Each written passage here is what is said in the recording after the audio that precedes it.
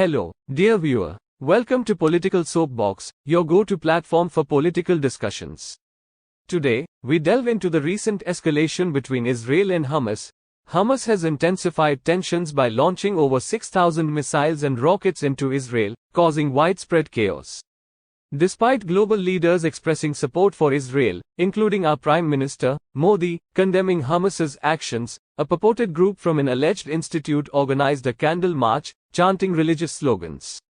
It's perplexing that students from a government college are engaging in a candle march on an issue seemingly unrelated to their concerns.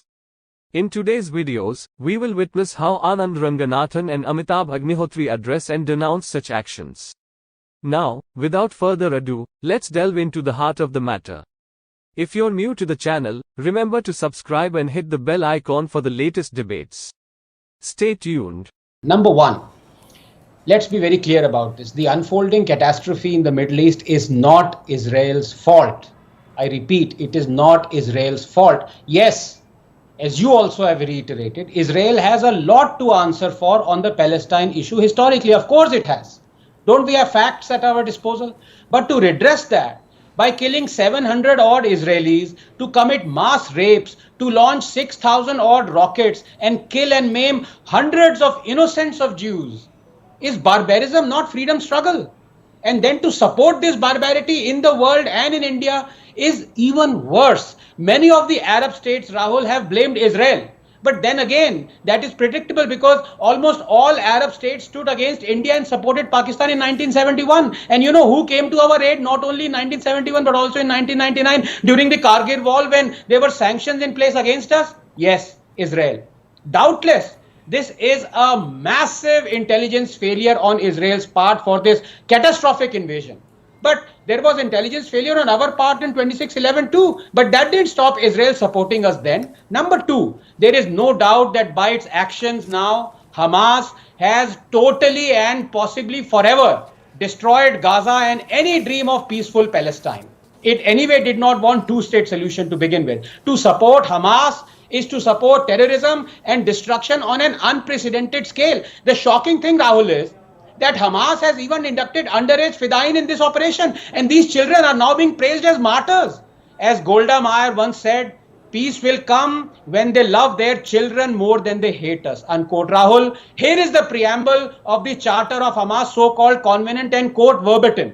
Israel will continue to exist until Islam obliterates it, just as it has obliterated others before it. The land of Palestine is waqf, consecrated for future Muslim generations until Judgment Day. Since this is the case, the liberation of Palestine is an individual duty for every Muslim wherever he may be. The day of judgment will not come about until Muslims fight Jews and kill them. Then the Jews will hide behind rocks and trees, and the rocks and trees will cry out, "Oh Muslim, there is a Jew hiding behind me, come and kill him," unquote. But here, let me not again snare the fundamentalists and spare the fundamentals. Rahul, the fact is Hamas is only following the fundamentals. The contempt for non-Muslims is real and defining and absolute in Islam. You can't shirk away from it. Al-Kufr Milatun Wahida. Disbelievers are one nation. They are separate. Do not forget that disbelievers are allies of one another, 873. Do not make disbelievers guardians, 551. Do not take disbelievers as friends until they convert and kill them if they refuse, 489. And among the non-believers of Islam,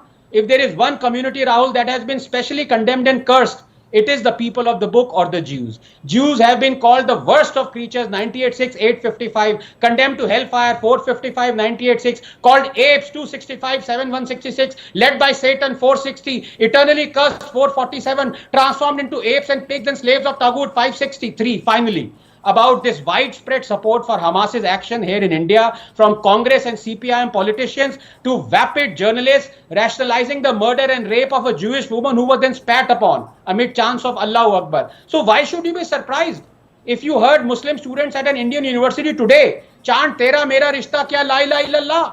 Why should you be surprised if Indian Muslims who have never marched demanding rehabilitation of 7 lakh Kashmiri Hindus, victims of genocides living in exile, including you, Rahul, but have not only marched but rioted in Azad Maidan demanding India rehabilitate Rohingya Muslims? You should not be surprised, because finally, just 30 seconds, Ambedkar wasn't, and I quote him now verbatim, quote, Islam is a close corporation, and the distinction that it makes between Muslims and non-Muslims is very real, very positive, and very alienating distinction. The brotherhood of Islam is not the universal brotherhood of man.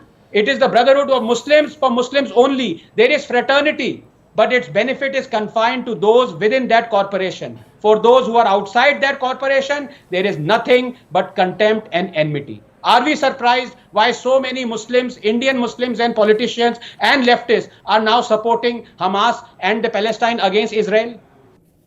आप सोचेंगे कि लड़ाई Israel में हो रही है और अमिताभ जी चर्चा यहाँ क्यों कर रहे हैं? इसलिए क्योंकि मेरे दिमाग में भी यही प्रश्न आया था कि लड़ाई इजराइल में हो रही, हजारों लोग मारे जा रहे हैं, आतंकी सामान्य निर्दोष नागरिकों को बंधक बना के उठा के ले जा रहे हैं, और उस आतंकी संगठन के समर्थन में जलूस कहां निकल रहा है? भारत के उत्तर प्रदेश प्रांत के अलीगढ़ जिले में स्थित अलीगढ़ मुस्लिम विश्वविद्यालय में। आप सोच के थोड़ी देर के लिए संवेदन शून्य, मतलब स्थिति प्रज्ञ जैसी स्थिति में चले जाएंगे कि क्या हो रहा है और क्यों हो रहा है। कल रात अलीगढ़ मुस्लिम यूनिवर्सिटी में जलूस निकाला गया। उस जलूस में नारे लगे, हमास की तरफदारी की गई, फिलिस्तीन की तरफदारी की गई, हमास के इस बर्बर नृशंस वहशी आक्रमण को सही ठहराया गया, और नारे का लबुलवाब ये कि हमारा और तुम्हारा रिश्ता क्या है? तो रिश्ता बताया गया धर्म का। धार्मिक नारे लगाए गए उसके लिए। अब फिर सवाल उठेगा कि अलीगढ़ मुस्लिम यूनिवर्सिटी ही बार बार ऐसे विवादित मसलों पर सबसे ज्यादा उत्तेजक वातावरण का निर्माण क्यों होता है? वहीं जिन्ना को लेकर जलूस निकले तो वहां निकले, दुनिया भर में किसी आतंकी संगठन के समर्थन का मसला हो तो वहां हो, अरुणाचल को चीन का हिस्सा दिखाना हो, ऐसा नक्शा बनाना हो तो अलीगढ़ मुस्लिम यूनिवर्सिटी से संपर्क कीजिए। कश्मीर भारत का हिस्सा नहीं है, ऐसा नक्शा बनवाना हो तो अलीगढ़ मुस्लिम यूनिवर्सिटी में संपर्क कीजिए। ये कैसा विश्वविद्यालय है? और वो विश्वविद्यालय जो भारत सरकार के अनुदान से चलता है, जो भारत के सामान्य नागरिकों के कर के पैसे से चलता है, उसको हमास की चिंता, उसका खून हमास के लिए खोलना। शांति की प्रार्थना के लिए जलूस नहीं निकला, जलूस निकला कि हमास ने ठीक किया और मार काट मचाओ। और ये तब जब हिंदुस्तान ने एक अधिकृत भूमिका अपने लिए सार्वजनिक की और कहा कि हम इजराइल के पक्ष में खड़े हैं, इजराइल के साथ खड़े हैं, हमें इजराइल पर हुआ आतंकी हमला मंजूर नहीं, ऐसे किसी भी आतंकी हमले की भारत निंदा करता है। यह भारत का सार्वजनिक उद्घोष, भारत के प्रधानमंत्री का उद्घोष। उसके बाद क्या देश में कोई विश्वविद्यालय ऐसी हिमाकत कर सकता है? और अगर वो करे तो फिर उसका भी दंड तय क्यों नहीं होना चाहिए? भारत के विश्वविद्यालय में हमास की जय जयकार नहीं हो सकती। और हमास की जय जयकार हो क्यों? उसके पीछे का षड्यंत्र क्या है?